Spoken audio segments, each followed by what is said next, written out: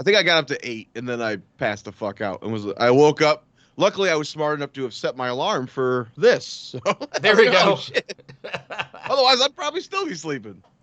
So hey, if you have issues or you can't sleep, don't go right to meds, kids. Turn on some That 80s Show. There we go. I wonder what's on the tube.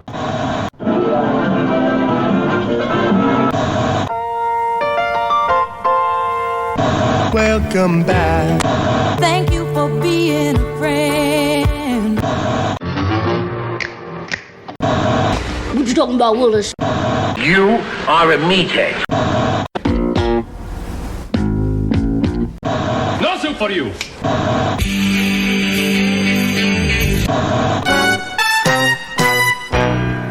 Don't touch that dial. Adjust those bunny ears, because what time is it? It's time for Sitcom My Face. I'm Jay. That's Nick. And what super awesome radical show are we covering this episode, sir? Well, we couldn't get a super awesome radical show, so we're gonna do That 80 Show. Hey, they tried to play along too, okay? You try to play along. Exactly. Hey, remember, I'm actually a child of the 80s. Those were my teen years. I was really a child of the 80s, as in I was only like 3 when I escaped them, so I don't remember the 80s, but I was there for a minute. Exactly, yeah. Yeah, me again, yeah, like, you're talking about, like, what is it, like 6th grade through, no, actually, no, wait, let's see, 10 through 19, actually, in the 80s. So What's the best part of the 80s? Maybe Reagan? No. yeah, it's all right. No, you know what? I would actually say one of the best part was the music, and The acid wash jeans, bro. I say the acid. You know what? I didn't go for the acid washed jeans, but I went for the. Like I was always in a like concert T-shirt, and usually like a jean jacket. It was known as the decade of excess, correct? Correct. Yeah. Did you have the big phone? No, I definitely did not have the big phone. I did not have the brick. Well, so that 80s show, I didn't even look up what year singular, I'm sure this ran. Yeah, it must have been right there at the end of or near the end of that 70s show. Yeah, well, it ran from January 23rd, 2002 to May 29th, 2002 for So a total of 13 episodes. You watched it on YouTube as well, right? Yes, I did. And Did you know what? like the little opening bumpers when it's like, tonight on Fox? Yes, I loved that. Yeah, it was kind of interesting. Whoever put these on YouTube, they must have just recorded it right off their local Fox station when they aired. Yeah, and yeah, they had the following bumpers. Shows were all shows that I liked. Like I've talked about Grounded for Life on here. Greg the Bunny Titus was up there. One of the following. The Bernie Mac show was there for one of them. Greg the Bunny, I think, was one of them. Was I think right near the end. Yeah, I was like, oh wow, interesting that it was airing with all these shows that I actually really enjoyed. Versus this show. Yeah. Do we want to just hop right into that 80s show? And yeah, I gotta ask you though. Mm-hmm. When this was first run. Yep, I watched it. You did watch it. Okay, I only watched. I think it was just the pilot. That's it. And okay. I actually have somewhere, probably in storage with the rest of my movies. I have a burned disc with all these episodes on it. Oh wow! I don't remember if I recorded them or if I downloaded them, maybe in the early Napster days or something. Oh, there we go. Or LimeWire or more. LimeWire, Kazaa, Napster. Let's see. Morpheus. Yeah, it's like pick your download poison. Yeah, I may have done that too because I did have a DVD recorder when I was young, and I used to actually. I loved that son of a bitch. I would record everything onto discs and. Yeah, DVD-R. Gotta love it. And they weren't rewritable, so if I fucked up, it was gone. Yeah, that was it. Dang it! I wasted a whole disc on that 80s show. They weren't cheap either. Shit. Yeah, back in the day, no. Now I'm sure. Did you watch this ever, or just today, or this week? I like the rest of the show. I watched for the first time, like a few days ago, and I'll say this: I watched. Let's see. First day I watched 4 episodes, and then I watched 8 episodes. Mhm. You'll notice there were 13. I don't know why, but I was missing one of the episodes for some odd reason. I guess when it was playing. Did you find that playlist on YouTube? I think that's missing the pilot for some reason. But Yeah, there's well, I got the there's a pilot different separate. upload. Yeah, there's a different upload of the Yeah. pilot. But when it was playing, it either skipped over or didn't have as one of the episodes, the Punk Club episode. So I Okay. was a little thrown off by that. Well, I was attempting to watch all of them. I was a little bit late tonight because I fell asleep during this fucking show. Oops. So you really liked it. I had a few episodes left, and I came home from work today, and I popped them on. I got through like 2, and then at some point, I mean, I watched a few the other day, but so I think I got through episode maybe 8, something like Okay. that. I think I got up to 8, and then I passed the fuck out and I woke up. Luckily, I was smart enough to have set my alarm for this. So I was like, There we oh, go. shit. Otherwise, I'd probably still be sleeping. So hey, if you have issues or you can't sleep, don't go right to meds, kids. Turn on some That 80s Show. There we go. Now, I guess the thing that, if you want to say, quote, captured my attention was, it's just like, oh, okay, some of the nostalgia and the background songs. That I gotta say, I think they paid more for the background songs than they did for the entire run of that 70s show, because they actually had the regular songs. I was looking up, and it's like it wasn't like a cover. Right, but if you remember, we watched the streaming version of that 70s show, which didn't have all the original songs. True. So these versions of that 80s show that are on YouTube are directly recorded from the original broadcast run. True. So now, if it had gone to streaming or DVD, they may have changed those songs too. We don't know. That's given true. the track record. So we covered that 70s show last week. We don't really need to talk about the creators much because it's the same exact creators. Right. You had one extra creator going on this one. Where's the person's name again? Those 3 were also the top writers. So Yeah, again, we covered them on the last episode. Bonnie Turner, Terry Turner, Mark Brazel, and who's the one? And Linda Wallum. Oh yeah, that name was added to the tag, the production tag there. Yes. I saw. Yes. Again, also one of the executive producers, and she's notable for creating the show Nurse Jackie. One of the co-creators. Hit, right? Yeah. That was like a Showtime show, right? Or HBO or something? Yeah. She also wrote for that 70s show, and she was one of the writers on the short-lived Sybil show, starring Sybil Shepherd. Yep. Let's go over the cast real quick. So, there actually are some people that I really love on this show. Like, people that I love in other things. Yeah. It is strange that it had to be the writing. I don't know if they knew exactly which direction to kind of go with the writing. I think that's part of the problem of this show. Well, if you compare this, as we kind of are, because we just did that 70s show, you compare this. We actually talked about how not really reliant on the 70s that 70s show is. Right. Those characters are kind of their time, but the show is mostly about their relationship to each other. Correct. Whereas this show it's really more dependent on having the 80s as the background. There's so much of it that is just in your face 80s, which sometimes it's funny and sometimes it works, but sometimes the characters feel like secondary to the time period, if that makes sense. But like the joke about the very first episode where the guy just goes, "Is my nose bleeding?" It's just a stupid cocaine joke. And you're like, okay, it's funny, but also those guys aren't part of the story. They come out of nowhere.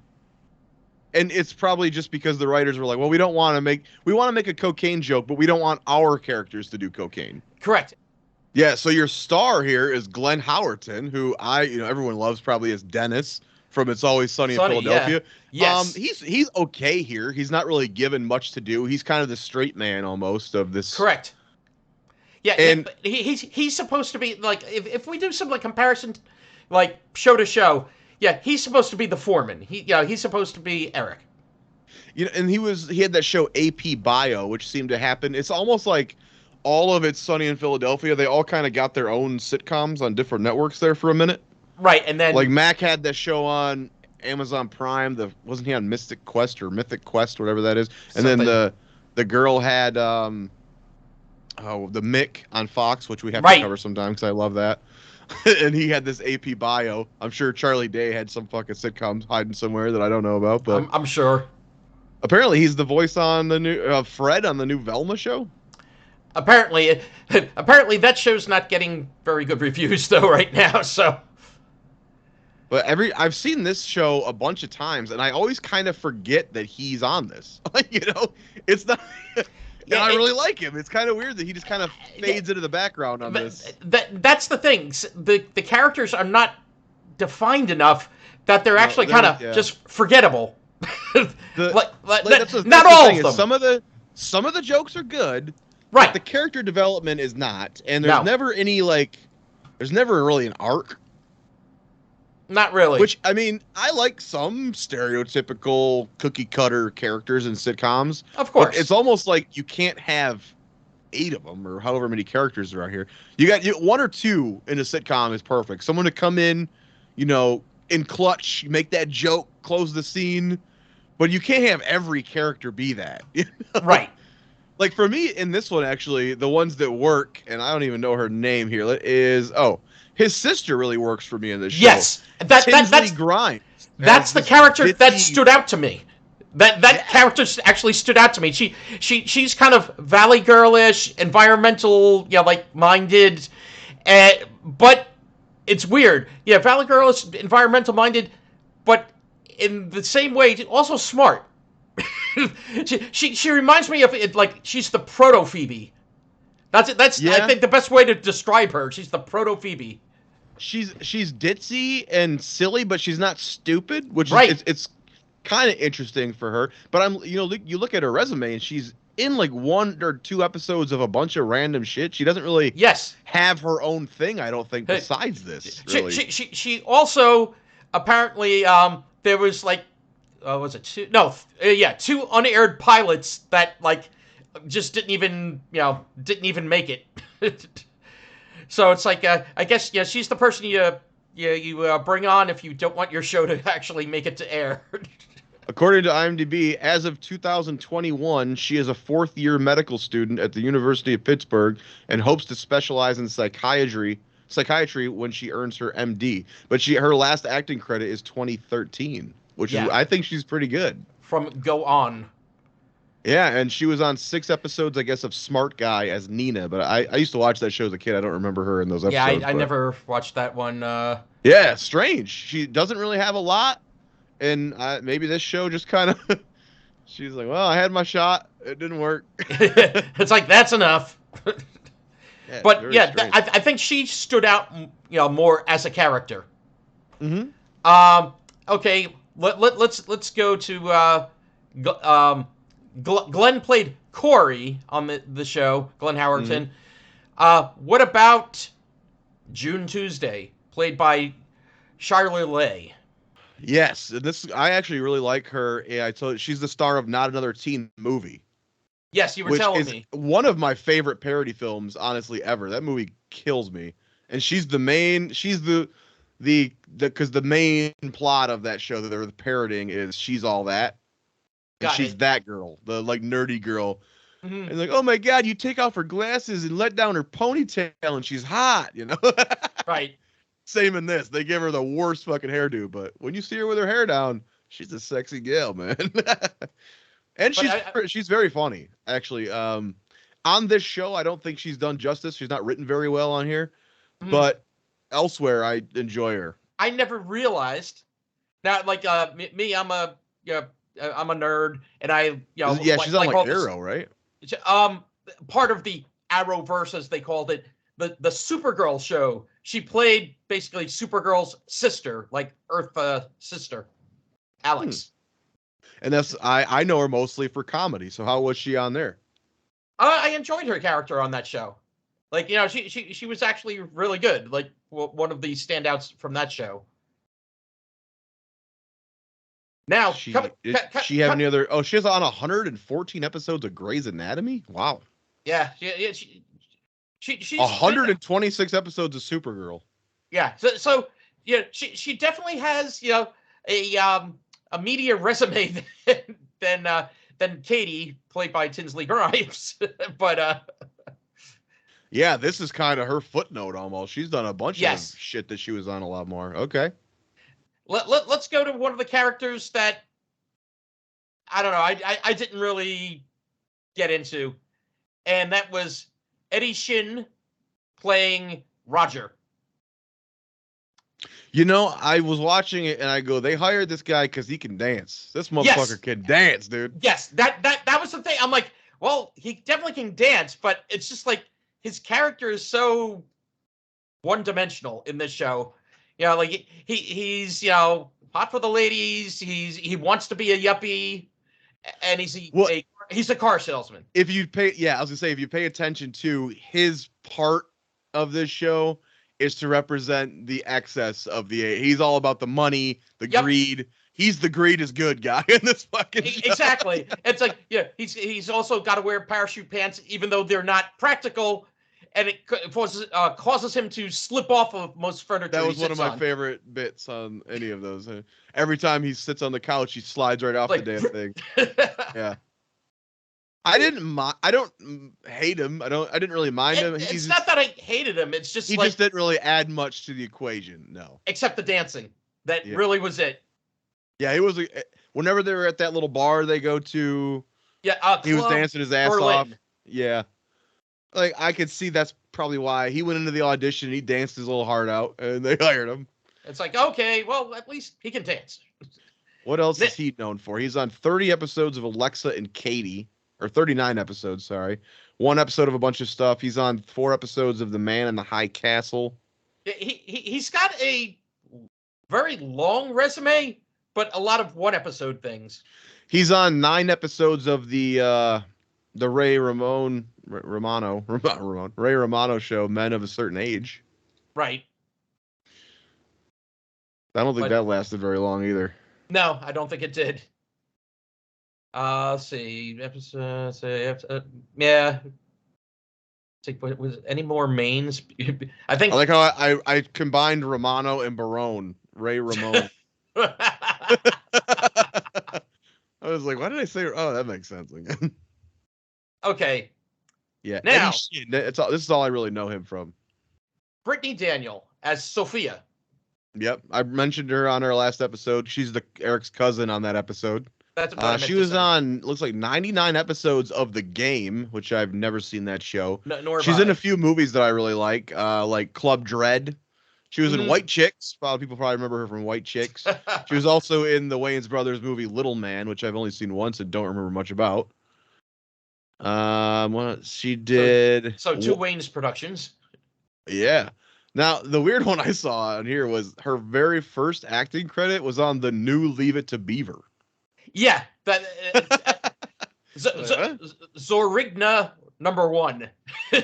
And also apparently an episode of Just Shoot Me. But yeah, she was and the 2 Joe Dirt movies. That's right. She's the girlfriend or whatever in the Joe Dirt films. Mm-hmm. Brandy. And the funny thing, coming back to It's Always Sunny, she was also on 4 episodes of It's Always Sunny as well. Yeah, she played a trans on there. That was like the big joke in her episodes was that she was trans, and they would because she's so adorable, and then it just kept cutting to like the lump in her pants. I was just like, oh shit.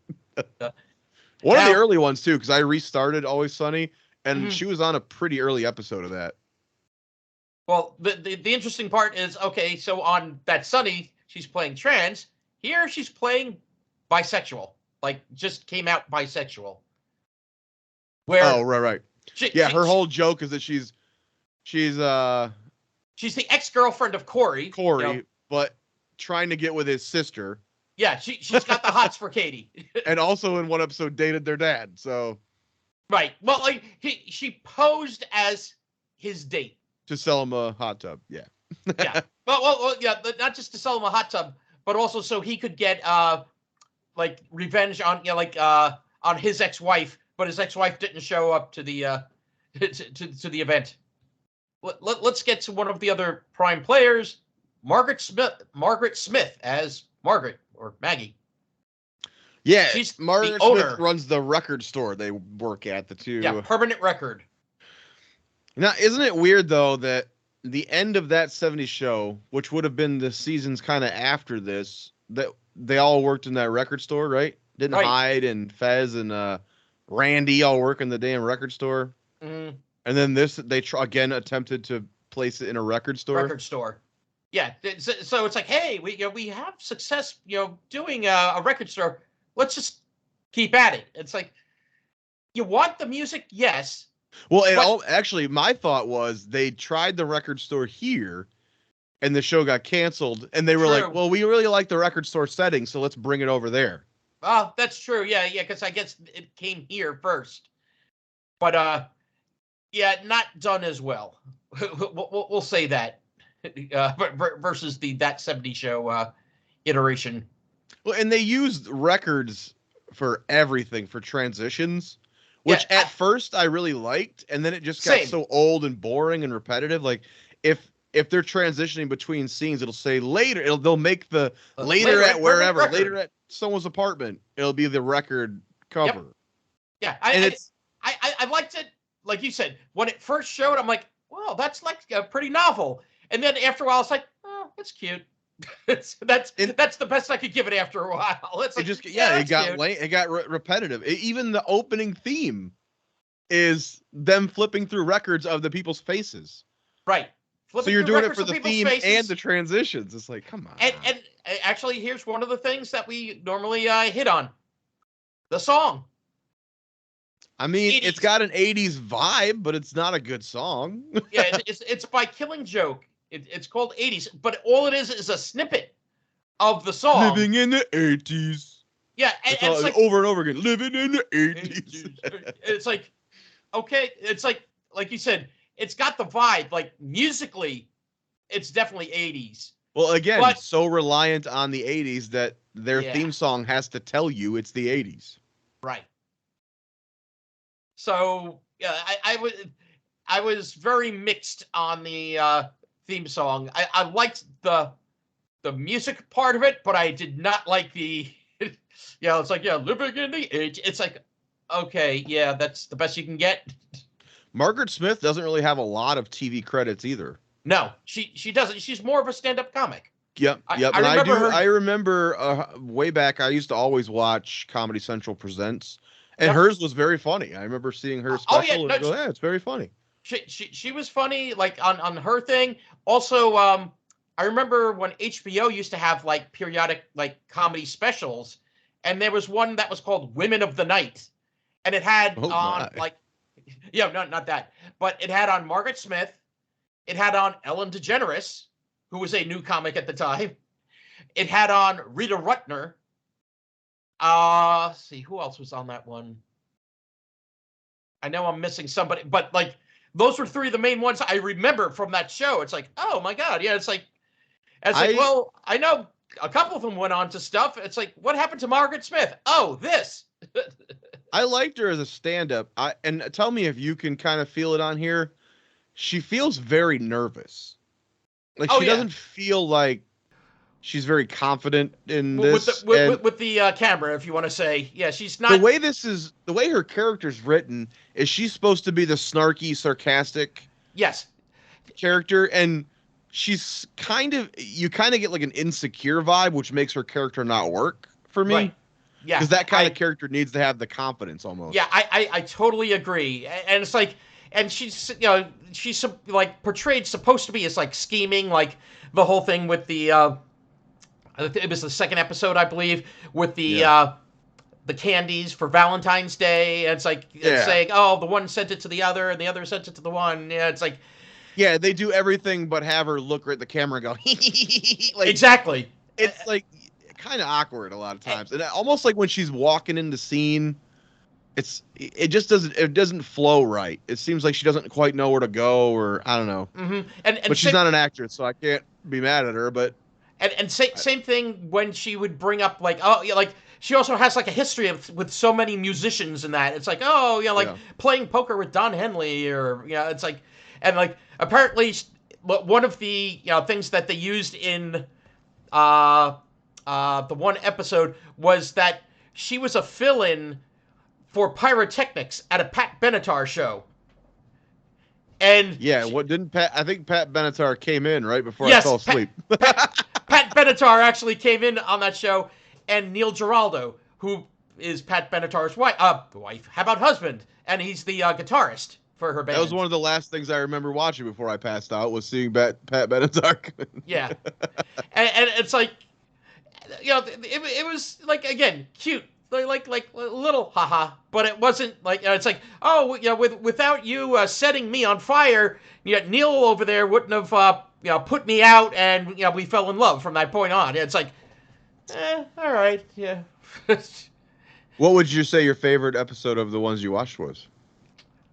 Huh. That's an interesting question. People are not going to watch all 13 of these. What's the one episode you tell them to watch?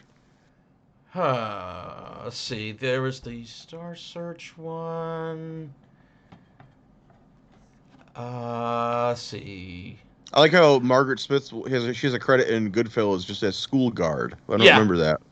I know. It's like I don't remember that scene.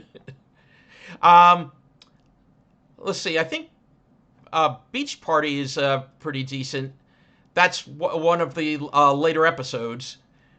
It's where they Katie invites them all to have a beach barbecue, but it's actually a thing to clean up the beach. But the part of the there's two other parts to the show that were very 80s and like actually funny. One was at the record store. Again, Margaret Smith, her character is very also dour. Very, it's like.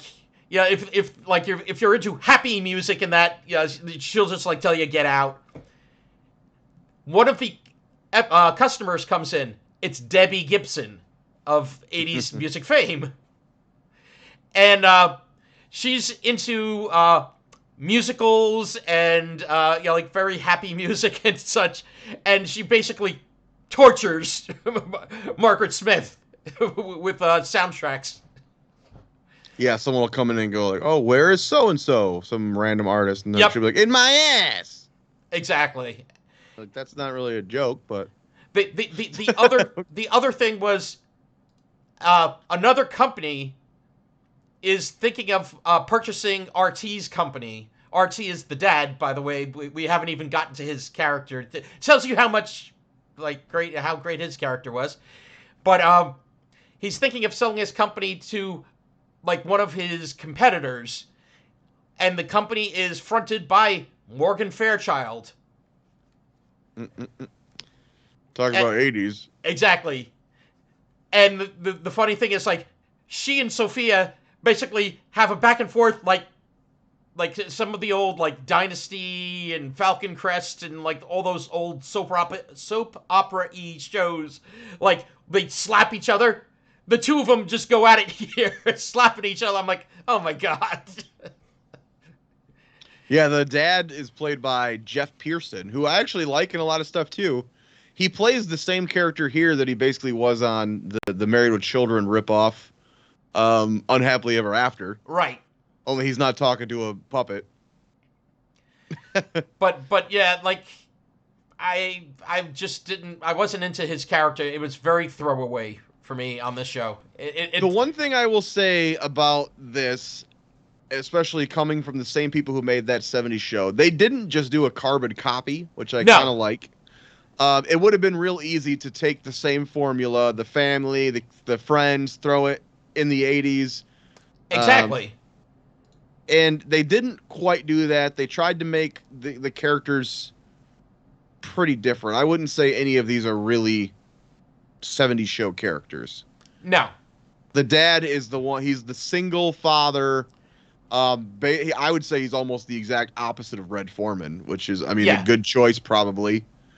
I just don't think that. Yeah, again, he's not written very well, and because the No. rest of the cast is all younger and friends, and he's the only adult to be on the show. Besides, Right. he never really interacts with Margaret Smith, which I don't remember at all. I like there was one point, and it's like almost like it's like ooh he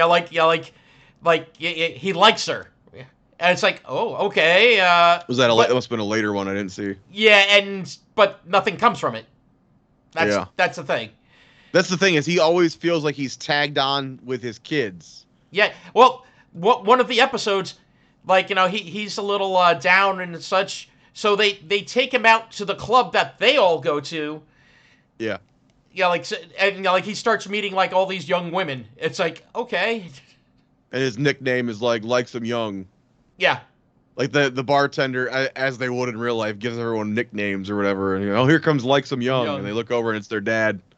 But yeah, I appreciate they didn't just try to take the same group and try to do the same thing. They tweaked everything a little bit, but it just doesn't quite work as well. I think he needed actually not maybe a spouse, but like an adult friend.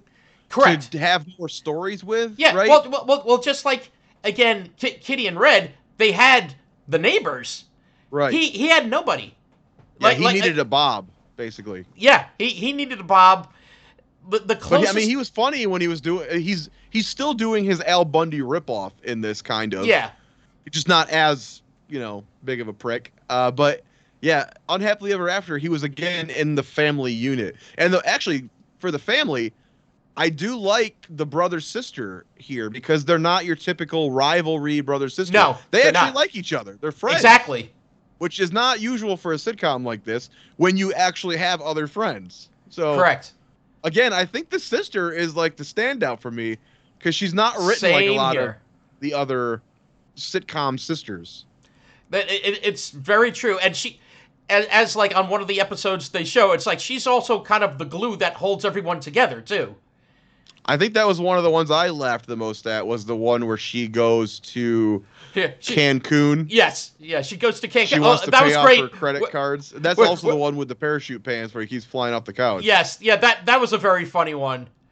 Like, I was gonna say, yeah, the Cancun. So she goes to like a Mexican restaurant, and like position. There's a mariachi band there, and it's like you got to position the pictures to be taken. She takes money from her father to pay off her credit card, but tells him it's for a trip to Cancun for spring break. But so she's not actually going. So she's like staying in Roger's apartment above the garage, and yeah, making fake photos of her trip to Mexico.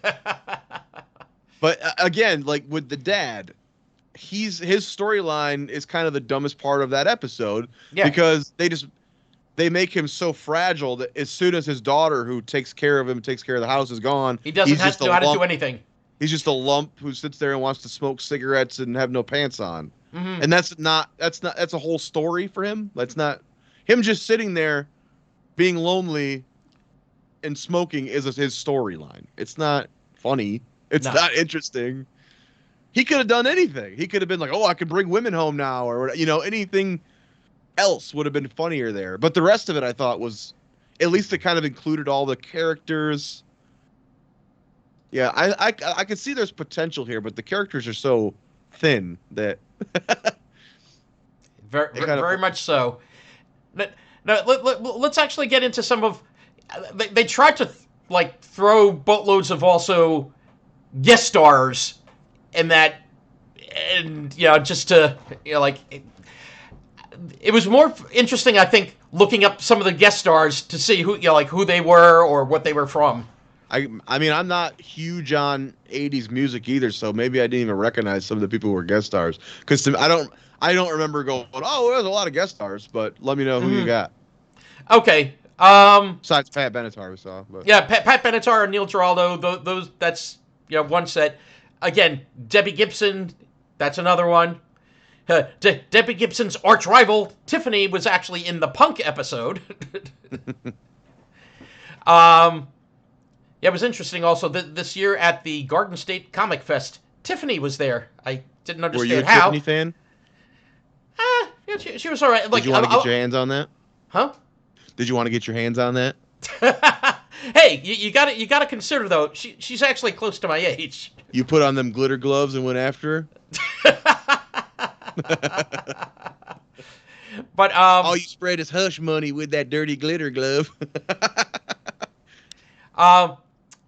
There's one other person that wasn't part of the main cast, but might as well have been because after a while he was there all the time. Owen, I actually Katie's really boyfriend. liked him too.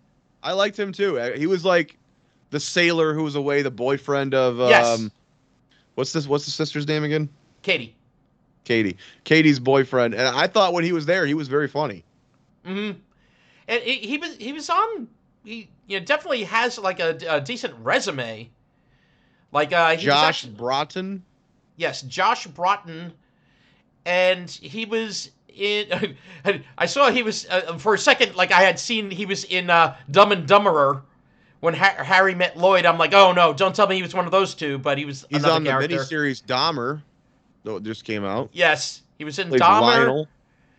Lionel. He was in This Is Us. He was 19 episodes of Secrets of Sulphur Springs. I'm not familiar with that. 22 episode of Married to the Kellys, which was another sitcom, which I didn't even know about. 8 episodes of Less Than Perfect, which was that other Andy Dick sitcom. Yes.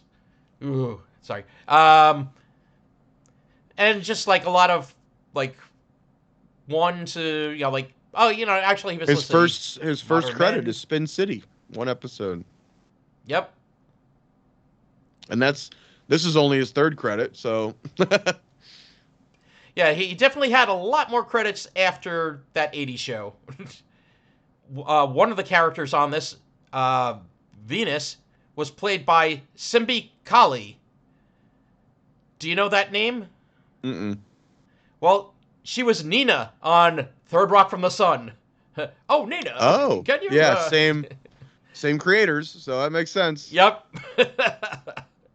I think a lot of the writers on here were on that as well. So yes, and one of the other things that they came from being especially the Turners and what's the lady's name again? Linda Wallum, also writing for Saturday Night Live. The 3 of them actually wrote for Saturday Night Live. Ed McMahon is actually on the Star Search episode.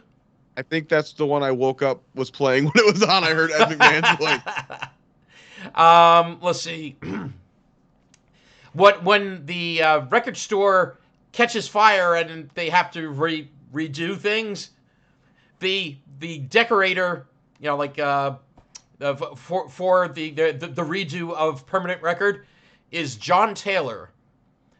Do you know that name at all? I'm guessing not for you. No. Well, he was a bassist for a little band called Duran Duran. And on the episode, they actually played the Reflex from Duran Duran in the background. I was a big fan of Duran, but once they added that second Duran, I was out. That's too many Durans. No. Now, Duran, those fuckers were good. Yeah, you had to go with the odd number of Durans. Yeah, like once you start going even. Yeah, I think to me though, like the thing that I guess kept me going throughout the thing was actually the music. And I'll throw some of the 80s songs out here. Let's see if you actually know some of these songs. Once in a Lifetime? I mean, if I heard them, I'd probably know them, but my name I know. Okay. Love is a Battlefield? Love is a battlefield. Yep, by Pat Benatar. About I Want Candy. I want candy. Yep. The 80s Bow Wow Wow version with the lead singer who was 14 at the time. I found there was an actual song by the band Zebra the song is called "Who's Behind This Door." Zebras from Long Island, out this way. Hopefully not But- Chris Hansen.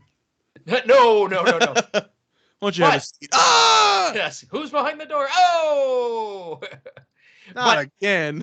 But the interesting part I found was it was actually written by Randy Jackson of American Idol fame. Yeah, I always kind of forget that he actually made music. Yeah, Because I remember going, the who basis the for fuck Journey. are these people on American Idol that are judging other people? I've never heard of any of them besides Paula Abdul, you know? Nah, but yeah, Randy's got a pretty good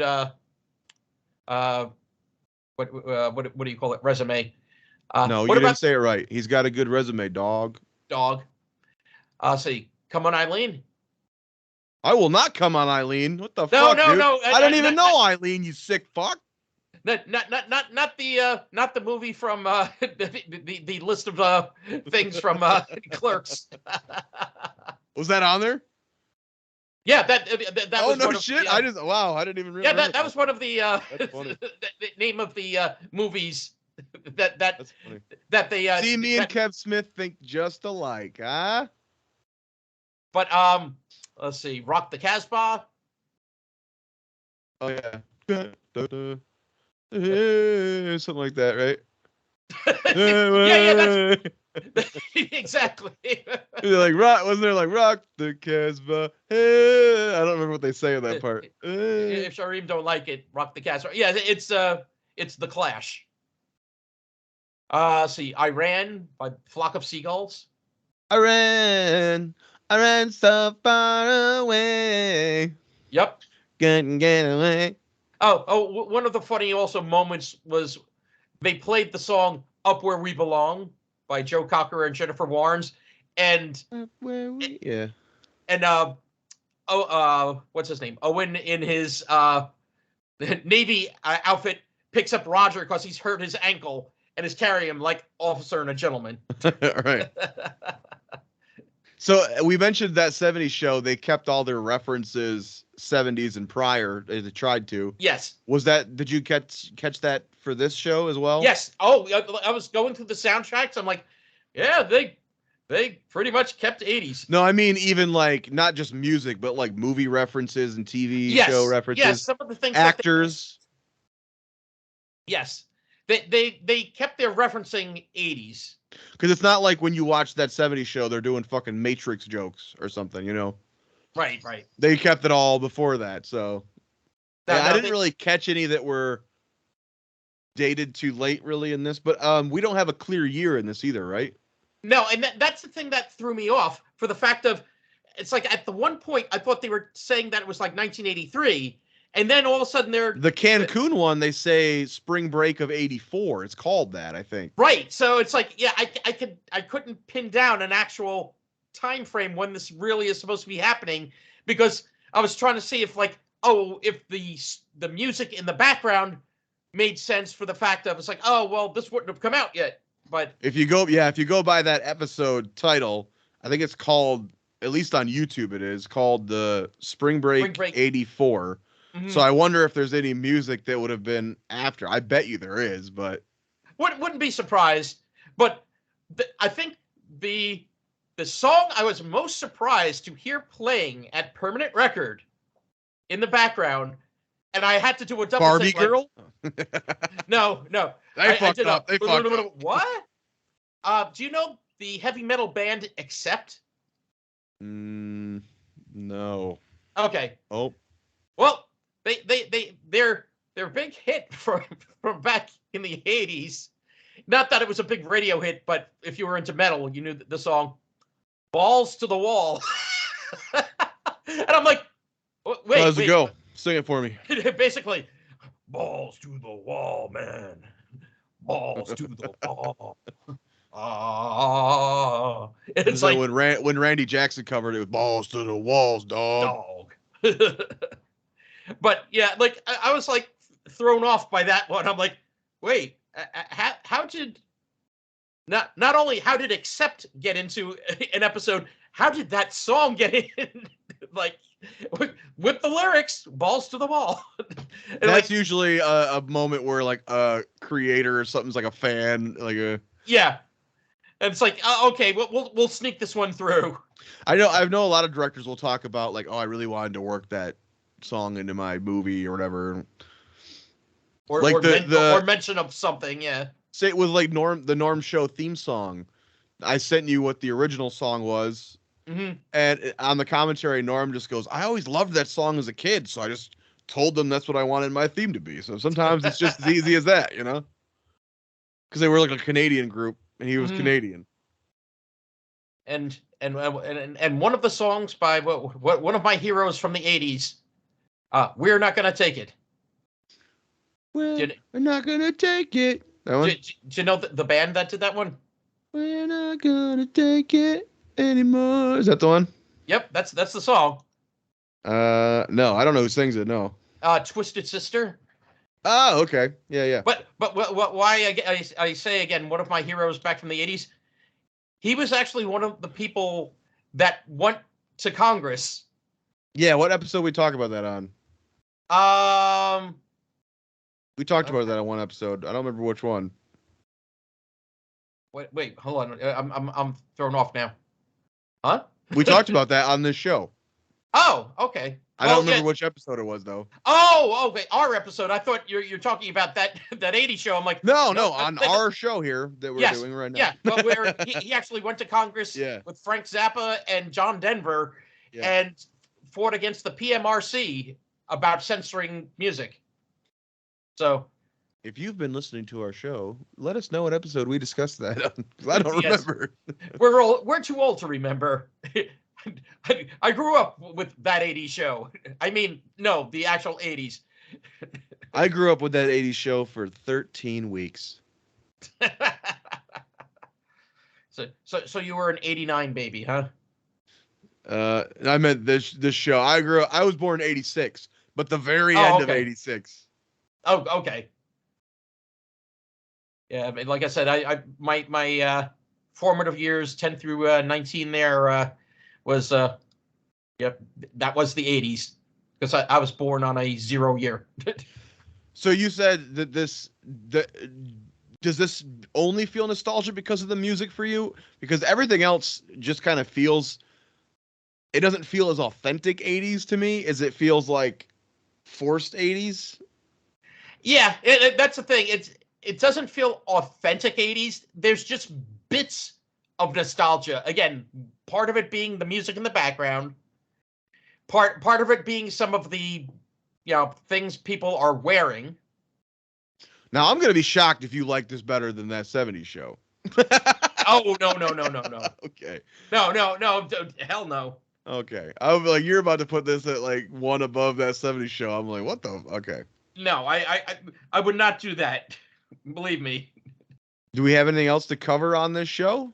I mean, I think it's a generic. It's not horrible. It's not great. It's somewhere in the middle, and it's.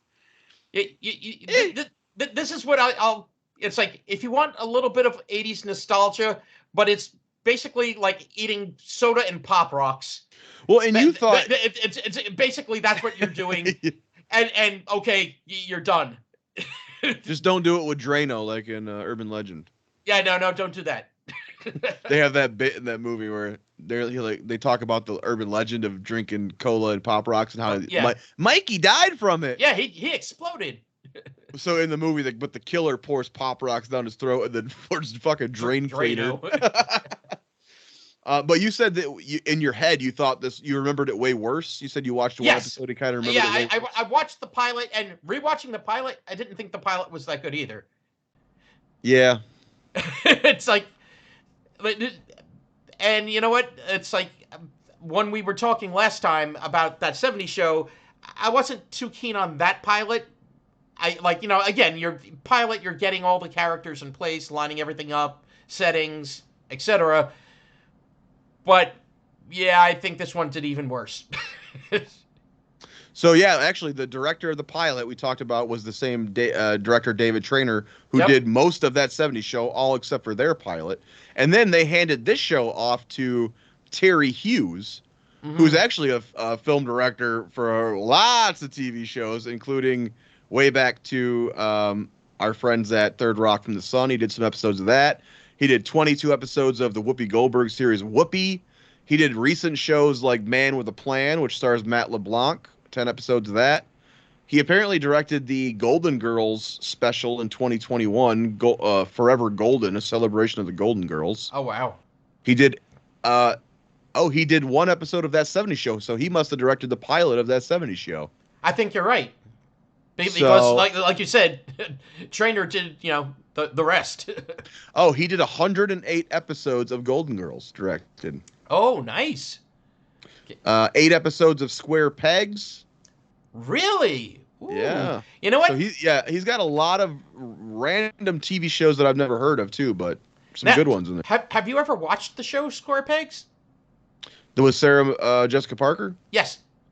I have a DVD set that says the complete series, and it's only like 2 discs, so it must not have lasted very long, huh? No, it didn't last. It only lasted like 2-3 seasons, I think. I haven't watched it yet, but I have that. Yeah, because that in the 80s, put it this way, it was an 80s show in the 80s.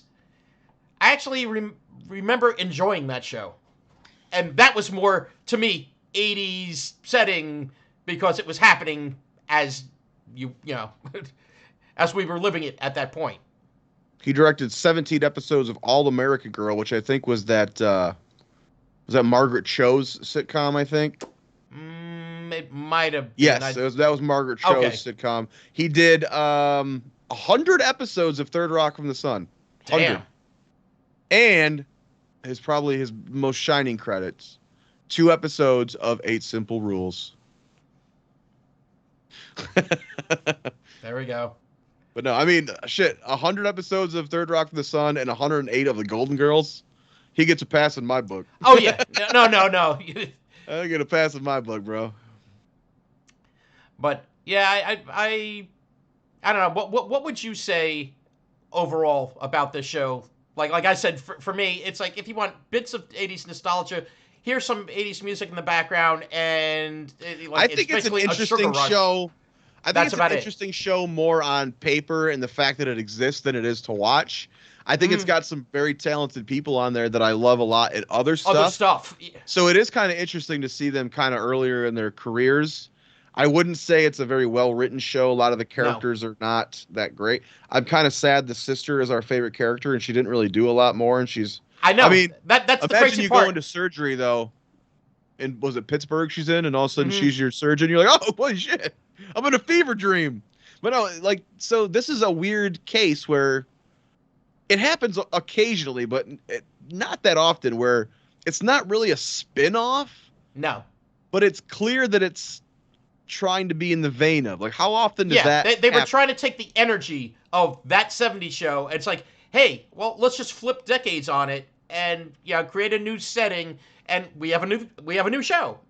Now, my question for you then, do you think this would have worked better if you maybe plucked one of the 70s characters and brought them into the 80s with a whole new cast? Like maybe this was a Fez spinoff or something, and you had Fez in the 80s with a new group or something. Do you think that would have worked better? I don't a la know. Joey. Joey goes to L.A. and Friends at the end, and I don't think it would have. I like it. You know what? Because again, that cast of characters, the ones that we actually knew, from this, it's like you're stuck with them in that period. Mm-hmm. Like I can't see them, if you want to say, graduating to. I could have seen a slight crossover where one of them shows up, but that's, I think, the full on. I'm trying to think of which one would be a good pluck from that, and I feel like if Kelso and Jackie were together at the end of that, maybe you could have had a show with them or something. Maybe. But you couldn't have done a Fez and Jackie show. I don't feel like you. No, Fez and Jackie, no. And I think actually. Maybe what if like Laura Prepon, maybe she went off to college or something. Yes. And you had her show. That could have worked, right? Yeah. No, they could, if they wanted to make a true spinoff, they definitely could have done that.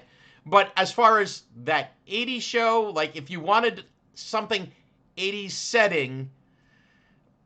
yeah, just this isn't the way to do it. That's all I could say. I think that's what I would have done. I would have taken Donna.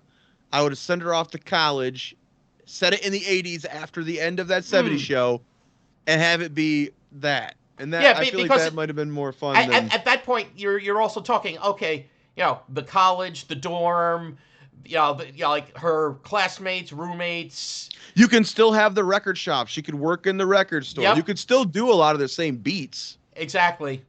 That. You know? Yep. If they were to just lift someone from the show just for a crossover, strange as I would say, I think it might have been actually Hyde. Because with the record store, like say you had Margaret actually calling up another record store trying to get find a record. They could have done that. Well, he probably would have stayed there anyway because his dad owned it. Exactly.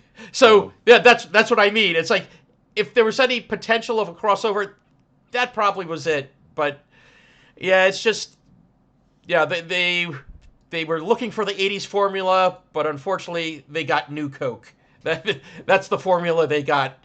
And just like New Coke, We should reach out that to did old not Tinsley last see if long. She wants to come talk about this show. What's that? We got to reach out to old Tinsley there and see if she wants to come talk about this show. Oh, I'd definitely be into that. Because again, I'd love some background knowledge on what the hell was going on back there. Yeah, and again, she was the standout. And I think this is one they've tried to bury too, because it's not really streaming legitimately anywhere. It's not on DVD as far as I know. No, it's like it's almost like kind of like like the hush hush, like it's like that 80s show. Oh, I have no clue what you're talking about. I was talking to people at work about it. They're like, "Oh, what are you doing?" Oh, I gotta go home and watch that 80s show. They're like, "That 90s show's not out yet." I'm like, "No, not that 90s show." There that was 80s show. there They're was like, another. Yeah, they what? All right, well, are we ready to go to the list? I'm ready to pop go to this the in list. your list. And I know where I'm putting it. I bet you do. So why don't we see where you actually placed that 80s show? All right, well, I'm guessing it's lower, gonna be closer to the bottom of your list, but yeah. So like you can't pop this over things even like The Odd Couple and Full House to me. So the bottom of my list is rounded out with From the Bottom, 8 Simple Rules, My Wife and Kids, Head of the Class, Partners, Dharma and Greg, Amos and Andy, Full House. mm-hmm. I'm probably going to pop this. I would say for me, this goes in between Dharma and Greg and Partners. I think it is better than Partners. This is going to be funny for where I put it, too. So that would make this, what is it? How many have we fucking covered so far? I'm just going to go from the bottom here. That'll be my 5th from the bottom of the shows we've covered so far. Okay.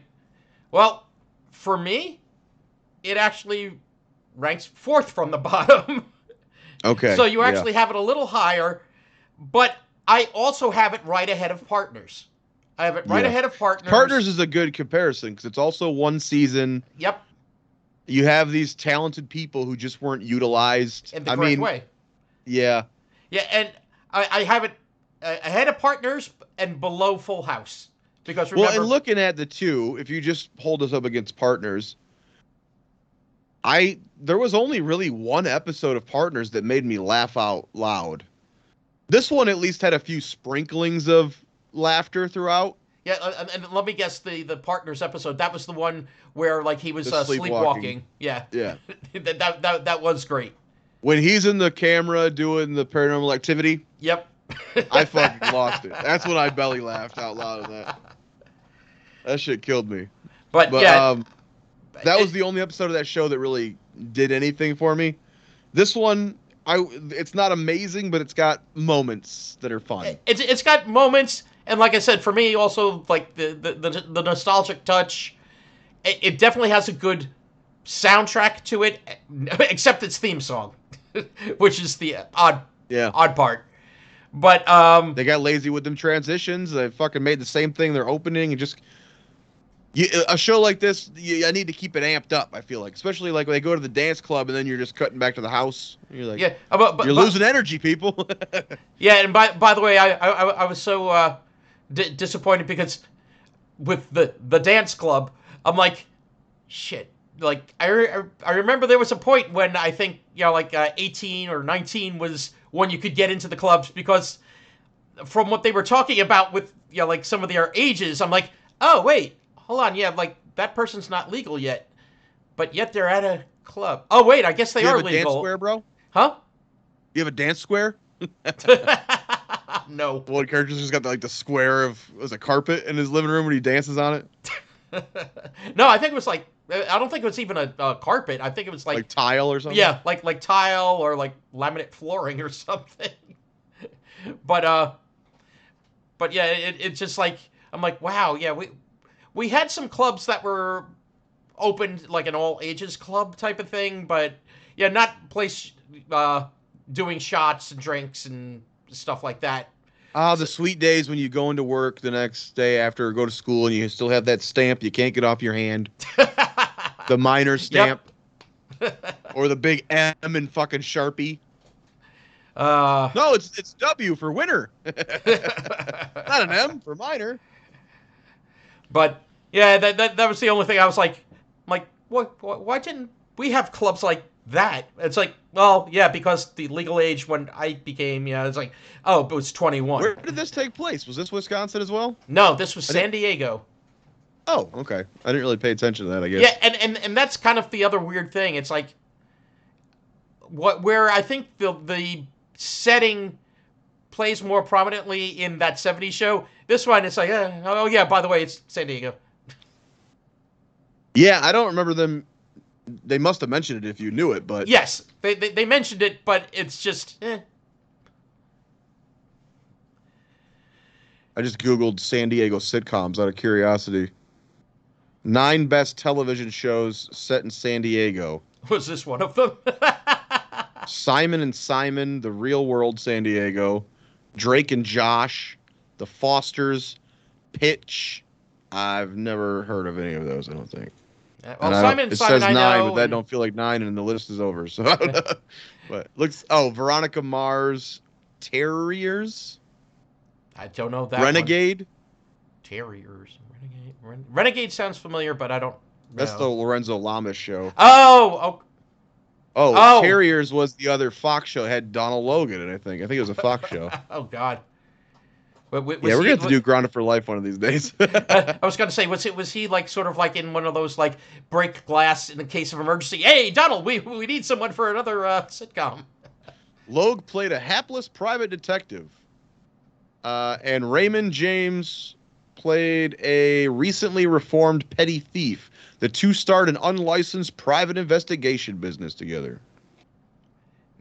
Now, you know what show actually was called, not officially, but people were calling it that 80s show before this show came around. Do you know? Freaks and Geeks. Oh, interesting. Yeah, Freaks and Geeks, which only lasted a season, was actually called that 80s show by like fans and critics while that 70s show was on, and then Fox then decided to create this one.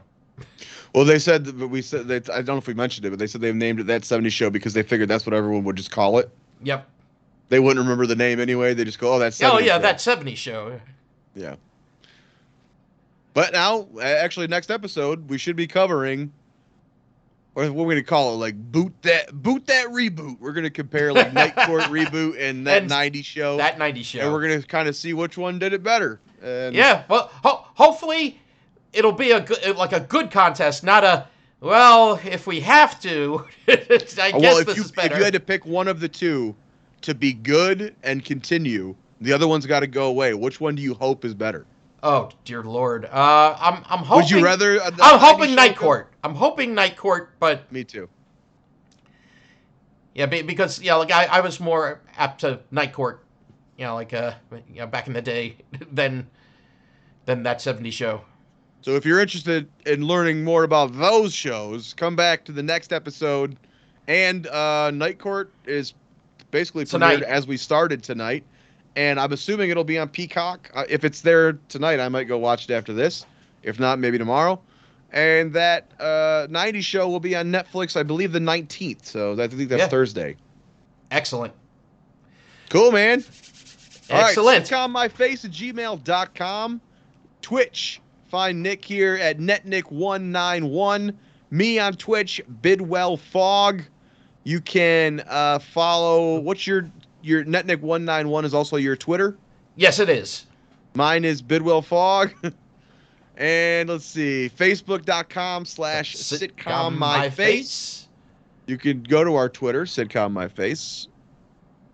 It's nothing there, but yeah, yeah. We'll eventually link some of these shows, I guess. It's been sitting there dormant since the 80s. But yeah, and I'm trying to think if there's any. Do you got anything else coming up, Jay, or? That I don't think so. Promote? What's that? No, go check out Mayberry Man. It's on all streaming services right now. The DVD I saw Walmart had it for like $14. Go buy Mayberry Man. And hopefully we'll hear something more on Deer Camp 86 at some point. Hey, 80s. There we go. There's your 80s show. That's what I said when I got that movie. I thought it was serendipitous because I was born in 86. And it's Deer Camp 86.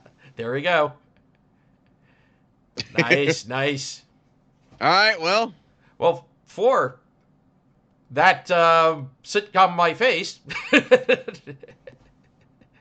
that TV podcast, I've been Nick Franco. Why didn't we think of that title when we came? Yeah, there we go. I'm Jay Bidwell. And what do we hope the good folks out there will do for us? I hope you'll real sexily and slowly sitcom my face. Good night, everyone.